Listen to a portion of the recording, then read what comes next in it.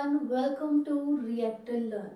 Today we will discuss another important topic which is naming of unsaturated compounds. तो unsaturated compounds क्या होते हैं? ऐसे compounds जिनके अंदर हमें डबल बॉन्ड या फिर ट्रिपल बॉन्ड देखने के लिए मिले, ऐसे compounds होते हैं unsaturated compounds. अब आप इन एग्जाम्पल्स को देखिए, इनमें आपको कहीं ना कहीं डबल बॉन्ड या फिर ट्रिपल बॉन्ड देखने के लिए मिल रहा होगा. ठीक है, कुछ कंपाउंड्स ऐसे भी होते हैं जिनके अंदर डबल बॉन्ड और ट्रिपल बॉन्ड साथ में देखने के लिए मिल रहा है. ठीक है, तो ऐसे कंपाउंड्स क्या होंगे? अनसैचुरेटेड कंपाउंड्स होंगे.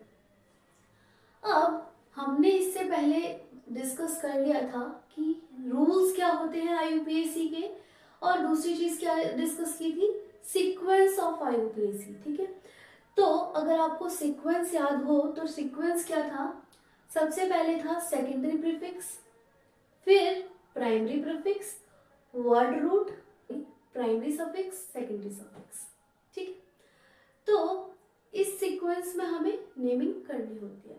अब जो सेकेंडरी प्रीफिक्स है वो बताता है हमें क्या? साइड ग्रुप, कि साइड ग्रुप कौन सा है.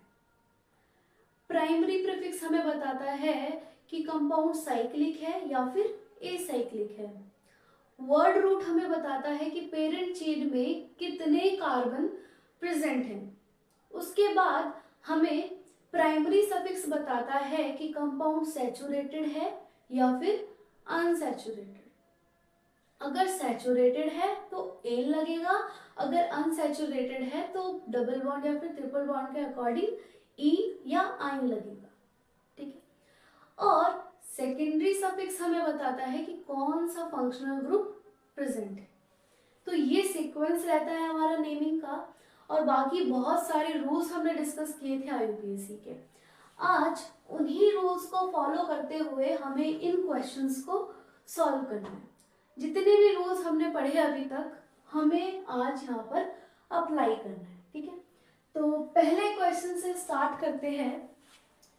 अगर आप पहले क्वेश्चन को देखें और मैं आपको कहूं कि इसमें पेरेंट चेन कौन सी होगी, ठीक है, तो आप सभी बिना देखे कहेंगे कि मैक्सिमम नंबर ऑफ कार्बन तो इसमें प्रेजेंट है, तो यही पेरेंट चेन होगी. नहीं, ये पेरेंट चेन नहीं होगी. क्यों नहीं होगी? क्योंकि सेकेंड क्राइटेरिया पेरेंट चेन को सिलेक्ट करते हुए ये था कि अगर किसी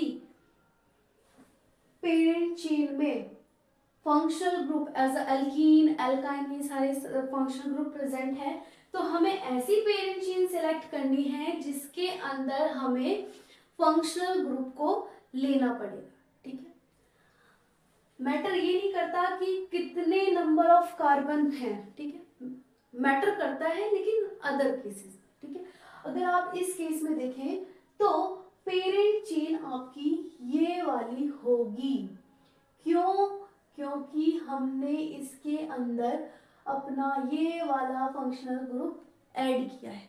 ठीक है, तो पेरेंट चेन हमने सिलेक्ट कर ली. अब दूसरा क्राइटेरिया क्या था कि हमें नंबरिंग करनी है. नंबरिंग किसके अकॉर्डिंग करते थे? हम नंबरिंग करते थे लोएस्ट लोकेंट रूल के अकॉर्डिंग. तो लोएस्ट लोकेंट रूल क्या कहता है कि नंबरिंग हमें वहां से करनी है जहां से फंक्शनल ग्रुप को कम नंबर मिले. तो कहां से मिलेगा कम नंबर? यहां से कम नंबर मिलेगा. ठीक है, तो मैं नंबरिंग यहां से कर देती हूँ. ठीक है, ये होगी नंबरिंग. अब अगर आपको दिख रहा हो तो सेकंड कार्बन से जुड़ा हुआ है ये इथाइल ग्रुप. ठीक है, तो मैं लिखूंगी 2 इथाइल. ठीक है, अब जो हमारी पेरेंट चेन है कितने कार्बन की बची? 6 कार्बन. तो मैं लिख दूंगी हेक्स. 6 कार्बन के लिए वर्ड रूट क्या होगा? हेक्स.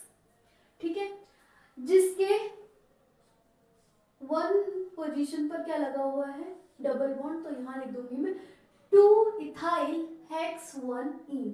तो ये हो गई इसकी नेमिंग. ठीक, तो पहला क्वेश्चन हमारा हो चुका है. अब सेकंड क्वेश्चन को अगर आप देखें तो इसमें पेरेंट चेन कुछ सेलेक्ट ही नहीं करनी, ये नहीं हमारी पेरेंट चेन, ठीक है। पेरेंट चेन हो गई सिलेक्ट। अब हमें करनी है नंबरिंग, ठीक है।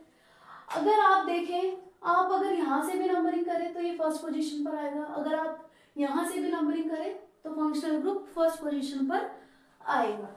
लेकिन अब इसमें हमें क्या देखना है कि जो सेकंड फंक्शनल ग्रुप है वो कहाँ से पास में पड़ेगा। हमें जो सेकंड फंक्शनल ग्रुप है ये बी सेंटर में, अगर मैं यहाँ से नंबरिंग करूँ तो ये शायद 4th नंबर पर पड़ेगा, यहाँ से 3rd पर, ठीक है। तो हमें यहाँ पर नंबरिंग करनी है लोएस्ट लोकेंट रूल के अकॉर्डिंग, ठीक है। दूसरा क्राइटेरिया आप ऐसा भी ले सकते हैं कि मैं नंबरिंग करूँ फंक्शनल ग्रुप के अकॉर्डिंग, ठीक है। तो फंक्शनल ग्रुप के अकॉर्डिंग नहीं करनी है। अगर फंक्शनल ग्रुप की बात करें तो क्या आपको पता है डबल बॉन्ड या फिर ट्रिपल बॉन्ड में से किसको ज्यादा प्रायोरिटी दी जाती है? तो प्रायोरिटी दी जाती है डबल बॉन्ड, ठीक है। पहले डबल बॉन्ड आता है फिर ट्रिपल बॉन्ड आ जाता है। लेकिन इस केस में प्रायोरिटी वाला कोई सिनेरियो नहीं है, तो हम सीधा सीधा नंबरिंग करेंगे on the basis of lowest locant rule. ये हो गई आपकी नंबरिंग, ठीक है।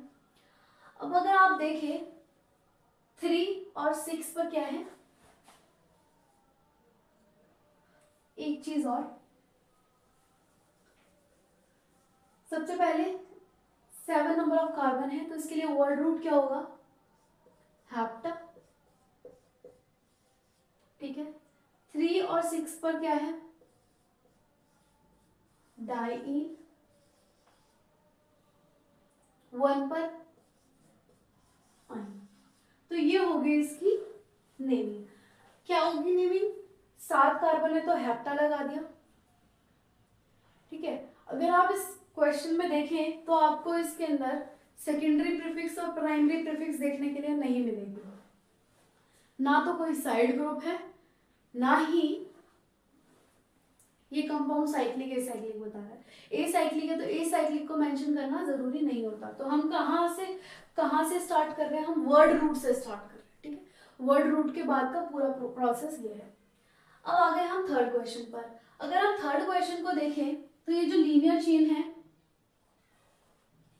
लीनियर चेन है, इसके अंदर 7 कार्बन प्रेजेंट है, 7 कार्बन प्रेजेंट है, ठीक है। इस रिंग में 6 कार्बन प्रेजेंट है, ठीक है। तो अब सीधा सीधा पता चला है कि ये हमारी पेरेंट चेन होगी, ठीक है। हम साइक्लिक स्ट्रक्चर को क्यों नहीं कह रहे पेरेंट चेन?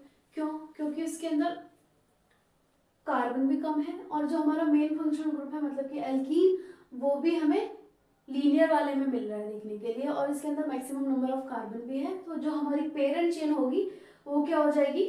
लीनियर वाली हो जाएगी, ठीक है। अगर आप देखें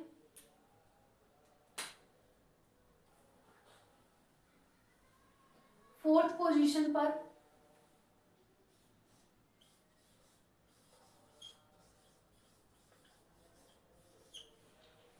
साइक्लोहेक्साइल ग्रुप है, मतलब कि साइक्लोहेक्सेन बोल सकते हैं, ठीक है। 4 साइक्लोहेक्साइल हेप्ट 1 इन, ठीक है। ये हो जाएगी इसकी नेमिंग। अब यहाँ पर ये क्या है, जो बेंजीन बोल रही हूँ, सॉरी, ये जो साइक्लोहेक्सेन है ये साइड ग्रुप की तरह यूज कर रहे हैं, तो हमने यहाँ पर मेंशन कर दिया है। अब नेक्स्ट क्वेश्चन को देखिए। ये एक 6 कार्बन की रिंग है, एक ये 5 कार्बन की रिंग है, ठीक है। अब जो पेरेंट चेन की तरह लेंगे हम इसको लेंगे, क्यों? क्योंकि इसके अंदर डबल बॉन्ड भी प्रेजेंट है, ठीक है। तो मेन पेरेंट चेन कौन सी हो गई? ये वाली हो गई, ठीक है। ये क्या हो गया? साइड ग्रुप हो जाएगा। तो अब हम नंबरिंग किस तरीके से करेंगे? तो नंबरिंग देखो इस तरीके से होगी, 1 2 1 2 3 4 5, ठीक है। अगर आप थर्ड पोजीशन पर देखें तो ये क्या है? साइक्लोहेक्साइल ग्रुप है और ये हमारी नंबरिंग हो रही है, ठीक है। तो मैं क्या लिखूंगी? 3 साइक्लोहेक्साइल पेंट 1 इन। ठीक है, तो इस तरीके से ये नेमिंग हो जाएगी। अब नेक्स्ट क्वेश्चन को देखिए, अगर नेक्स्ट क्वेश्चन को देखें 1 2 3 4 5 6 7 8 9 10, ये हो गई नंबरिंग। ठीक है, अगर आप देखें इसमें थर्ड पोजीशन पर मिथाइल ग्रुप है, तो क्या लिखेंगे हम? 3 मिथाइल